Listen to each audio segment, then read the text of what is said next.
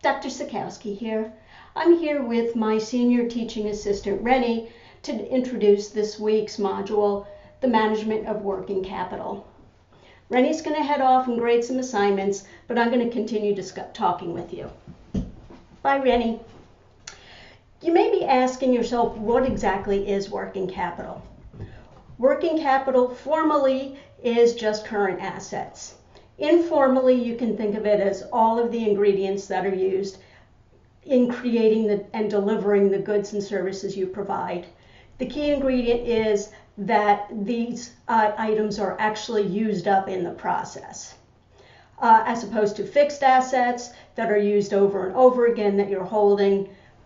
Working capital is items that are added or used in conjunction with your fixed assets to provide goods and services.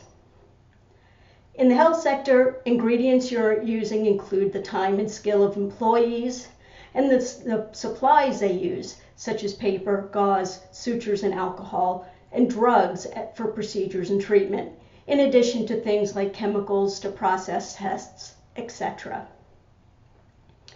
Common balance sheet categories for working capital include cash, or things that are easily converted to cash, inventories, and the short-term contra accounts, accounts payable and accounts receivable, which are just holding places for receipts and disbursements that have not yet been made.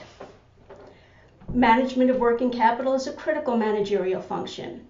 If you run out of working capital, your business comes to a standstill. You cannot produce the goods and services your customers and patients are coming to you for. On the flip side, working capital incurs an opportunity cost.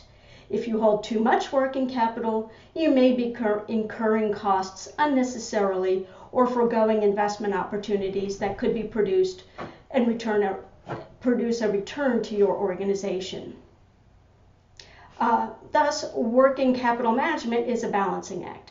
I see that Rennie is joining us now, and he is not actively grading his assignments like he's supposed to, so there may be some delay in getting your grades back. There is no single ideal amount of working capital to hold. It depends on your business, your patient flow, your supply patterns, your vendor agreements, and even managerial preference and individual risk tolerance. The first half of this module will focus on several topics. An introduction to the revenue cycle. By understanding this cycle, we can identify opportunities for improvement or places that may need active interventions and monitoring to improve our working capital flows.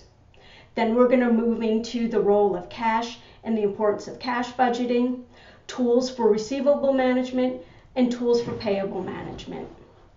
In the second half of this module, next week, we'll discuss tools for inventory management, as well as the topic of understanding the risk and reward trade-off and how that may impact your working and long-term capital financing options.